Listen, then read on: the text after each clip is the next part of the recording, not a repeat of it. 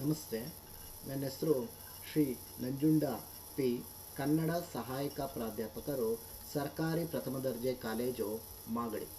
ಇಂದು ಪ್ರಥಮ BA ಐಚ್ಛಿಕ ಕನ್ನಡ ಬೆಂಗಳೂರು ವಿಶ್ವವಿದ್ಯಾಲಯ ನಿಗದಿ ಮಾಡಿರುವ 3ನೇ ಅವಧಿಯಲ್ಲಿ ಬರುವ ಸಾಹಿತ್ಯ ಚರಿತ್ರೆಯ ಸಾಮಾಜಿಕ ಪರಿಸರ ಮತ್ತು ಜೀವನ ಮೌಲ್ಯಗಳ ವಿವರಣೆ ಬಗ್ಗೆ ಸಂಕ್ಷಿಪ್ತವಾಗಿ ತಿಳಿದುಕೊಳ್ಳೋಣ. ಕನ್ನಡ ಸಾಹಿತ್ಯ ಸುಮಾರು 1500ರಿಂದ 2000 ವರ್ಷಗಳ ಗತ ಇತಿಹಾಸವನ್ನು ಹೊಂದಿದೆ. ಅನೇಕ ಸಾಹಿತ್ಯ ಪ್ರಕಾರಗಳು ಬೆಳೆದು ಬಂದಿರೋದನ್ನು ಕೂಡ ನಾವು ಗಮನಿಸ್ಬೋದು.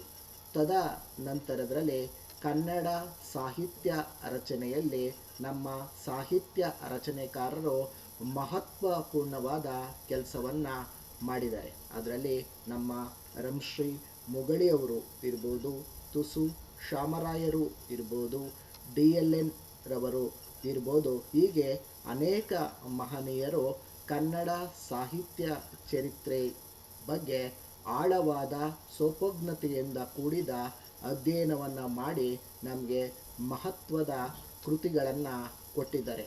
ಅದರಲ್ಲೂ ವಿಶೇಷವಾಗಿ ನರಸಿಂಹಾಚಾರ್ ಅವರ ಕಾಣಿಕೆ ಬಹು ದೊಡ್ಡದು ಅಂತ ಕೂಡ ಹೇಳ್ಬೋದು. ಏಕೆಂದರೆ ಸಾಹಿತ್ಯ ಮತ್ತು ಸಮಾಜ ಒಂದೇ ನಾಣ್ಯದ ಎರಡು ಮುಖಗಳಿದ್ದಂತೆ. ಅಂದರೆ ಸಮಾಜದ ಪ್ರತಿಬಿಂಬವಾಗಿ ಸಾಹಿತ್ಯ ಯಾವಾಗಲೂ ಕೂಡ ನಿರ್ಮಾಣ ಆಗೋದನ್ನು ನಾವು ಗಮನಿಸ್ಬೋದು. ಸಾಹಿತ್ಯ ಚರಿತ್ರೆಯಲ್ಲಿ ಸಾಮಾಜಿಕ ಪರಿಸರಕ್ಕೆ ಸಂಬಂಧಪಟ್ಟಾಗೆ ನಮ್ಮ ಅನೇಕ ಕವಿಗಳು ಆ ಕಾಲಘಟ್ಟದ ಹಿನ್ನೆಲೆಯಲ್ಲಿ ಅನೇಕ ಜೀವಪರ ಮತ್ತು ಜೀವನ ಮೌಲ್ಯಗಳ ಬಗ್ಗೆ ಮಾತನಾಡಿದರೆ, ಪ್ರಾರಂಭದಲ್ಲಿ ನಾವು ಮಾತನಾಡಬೇಕಂದ್ರೆ ಹಲ್ಮಿಡಿ ಶಾಸನ 450ರಲ್ಲಿ ರಚನೆಯಾದ ಕನ್ನಡದ ಪ್ರಥಮ ಶಾಸನ. ಆ ಶಾಸನ ಕನ್ನಡ ಭಾಷೆಯ ಬೆಳವಣಿಗೆಯ ಜೊತೆಯಲ್ಲಿ ಅದರ ಅವಸ್ಥಾಂತರಗಳ ಬಗ್ಗೆಯೂ ಹೇಳ್ತಾ ಸಾಮಾಜಿಕ ಪರಿಸರದ ಹಿನ್ನೆಲೆಯಲ್ಲಿ ಆ ಕಾಲಘಟ್ಟದ ಸಾಮಾಜಿಕ, ರಾಜಕೀಯ, ಆರ್ಥಿಕ ಹಿನ್ನೆಲೆಗಳನ್ನು ಸವಿವರವಾಗಿ ವಿವರಿಸೋದನ್ನು ನಾವು ಗಮನಿಸ್ಬೋದು. ಪೂರ್ವದ ಹಳಗನ್ನಡದ ಭಾಷೆಯನ್ನು ಹಲ್ಮಿಡಿ ಶಾಸನ ಹೊಂದಿದೆ. ನಂತರದಲ್ಲಿ ಬರುವ ಬಹುಮುಖ್ಯವಾದ ಕೃತಿ ನಮ್ಮ ಶ್ರೀ ವಿಜಯನು ರಚನೆಯನ್ನು ಮಾಡಿರುವ ಕವಿರಾಜ ಮಾರ್ಗ.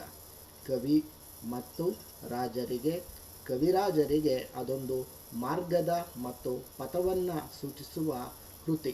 ಕವಿರಾಜ ಮಾರ್ಗದಲ್ಲಿ ಕವಿಗಳು ಮತ್ತು ರಾಜರು ಸಾಮಾಜಿಕ ಪರಿಸರದಲ್ಲಿ ಜನಸಾಮಾನ್ಯರನ್ನು ಹೇಗೆ ತಲುಪಬೇಕು ಅನ್ನುವ ಆಶಯವನ್ನು ಹೊಂದಿರುವ ಕೃತಿ. ಏಕೆಂದರೆ ಕವಿರಾಜ ಮಾರ್ಗ ಬಹುತೇಕವಾಗಿ ಜನಪದ ಸಾಹಿತ್ಯದ ಬಗ್ಗೆ ಅಥವಾ ಜನಪದೀಯರ ನೆಲೆಗಳ ಬಗ್ಗೆ ಅನೇಕ ವಿಚಾರಗಳನ್ನು ಕವಿರಾಜ ಮಾರ್ಗ ಪ್ರಸ್ತಾಪವನ್ನು ಮಾಡುತ್ತೆ. ಅಂದರೆ ಕನ್ನಡಿಗರು ಎಷ್ಟು ಜಾಣರಾಗಿದ್ದರು ಅಂದರೆ ಕಾವ್ಯ ಪ್ರಯೋಗಗಳು ಜನಸಾಮಾನ್ಯರಿಗೂ ಮತ್ತು ಅನಕ್ಷರಸ್ಥರಿಗೂ ಕೂಡ ಗೊತ್ತಿತ್ತು.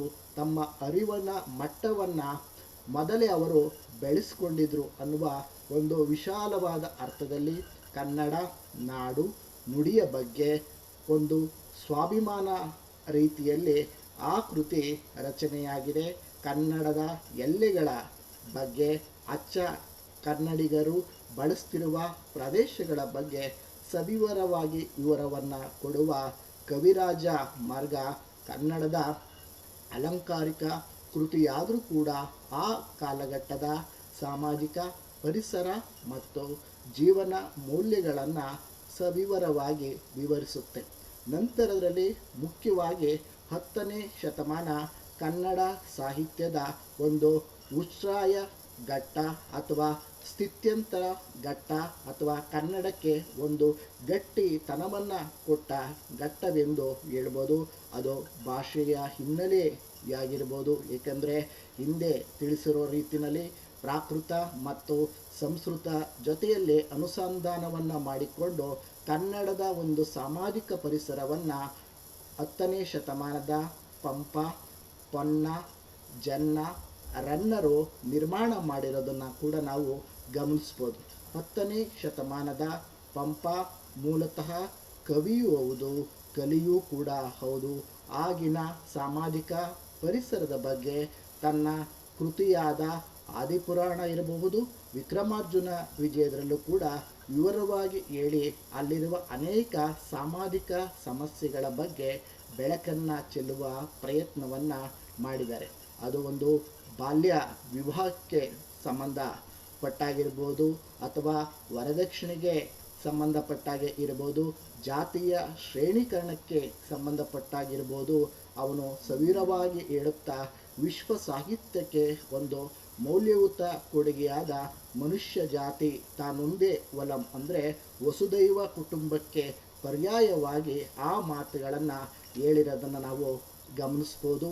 ಅದೇ ರೀತಿ ರನ್ನನು ಕೂಡ ತನ್ನ ಕೃತಿಗಳಲ್ಲಿ ಸಾಮಾಜಿಕ ಹಿನ್ನೆಲೆಯ ಕೃತಿಯಾದ ತನ್ನ ಗದಾಯುದ್ಧ ಅಥವಾ ಸಾಹಸ ಭೀಮ ವಿಜಯ ಈ ಕೃತಿಯಲ್ಲೂ ಕೂಡ ಜನಸಾಮಾನ್ಯರ ಜೀವನ ನುಡಿಗಳು ಮತ್ತು 10ನೇ ಶತಮಾನ ಕ್ಷಾತ್ರ ಯುಗ ಮತ್ತು ವೀರಯುಗಕ್ಕೆ ಹೆಸರನ್ನು ಪಡೆದಿತ್ತು.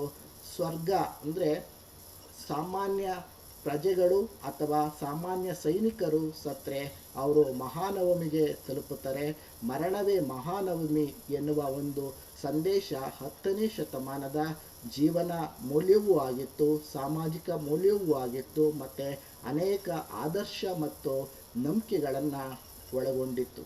ಒಟ್ಟಾರೆಯಾಗಿ ಹೇಳಬೇಕಂದ್ರೆ ಸಾಹಿತ್ಯ ಚರಿತ್ರೆಯ ಸಾಮಾಜಿಕ ಪರಿಸರ ಮತ್ತು ಜೀವನ ಮೌಲ್ಯಗಳ ವಿವರಣೆಯನ್ನು ವಿವರಿಸುವಾಗ ಕನ್ನಡ ಸಾಹಿತ್ಯ ಚರಿತ್ರೆ ಬೆಳೆದು ಬಂದ ಕ್ರಮ ಮತ್ತು ಅದಕ್ಕೆ ಇವತ್ತು ಕೂಡ ನಮಗೆ ಒಂದು ಪುಸ್ತಕ ರೂಪದಲ್ಲಿ ಸಿಗೋದಕ್ಕೆ ಕಾರಣವಾದ ಕಾಲಾನುಕ್ರಮದಲ್ಲಿ ಅದನ್ನು ಜೋಡಣೆ ಮಾಡಿ ಪ್ರಕಟಣೆ ಮಾಡಿದ ವಿದ್ವಾಂಸರುಗಳ ಕಾರಣಕ್ಕೆ ನಂತರ ಕಾಲಘಟ್ಟದಲ್ಲಿ ಅನೇಕ ಶಾಸನಗಳಾಗಿರ್ಬೋದು, ಅಲಂಕಾರಿಕ ಕೃತಿಗಳಾಗಿರ್ಬೋದು, ಅಥವಾ 10ನೇ ಶತಮಾನದ ಕವಿಗಳ ಜೀವನ ಮೌಲ್ಯಗಳು ಕೃತಿಗಳು ಮೂಲಕ ಜನಸಾಮಾನ್ಯರುಗಳ ಮೇಲೆ ಬೀರಿರುವ ಪ್ರಭಾವದ ಬಗ್ಗೆ ನಾವು ಅಧ್ಯಯನವನ್ನು ಮಾಡ್ಬೋದು.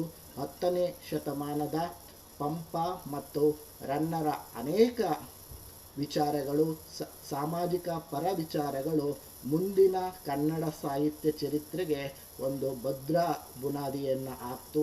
ಅದು 12, 16 ಮತ್ತು 20, 21ನೇ ಶತಮಾನಕ್ಕೂ ಕೂಡ ಮುಂದುವರ್ಕೊಂಡು ಬರ್ತಾ ಇರೋದನ್ನು ನಾವು ಗಮನಿಸ್ಬೋದು. ಇಲ್ಲಿವರೆಗೂ ತಾವುಗಳು ಸಾಹಿತ್ಯ ಚರಿತ್ರೆಯ ಸಾಮಾಜಿಕ ಪರಿಸರ ಮತ್ತು ಜೀವನ ಮೌಲ್ಯಗಳ ವಿವರಣೆಯ ಬಗ್ಗೆ ಸಂಕ್ಷಿಪ್ತವಾಗಿ ಕೇಳಿಸಿಕೊಂಡ ತಮಗೆ ಅನಂತ ಧನ್ಯವಾದಗಳನ್ನು ಸಲ್ಲಿಸ್ತಾ ಇದ್ದೀನಿ. ನಮಸ್ತೆ.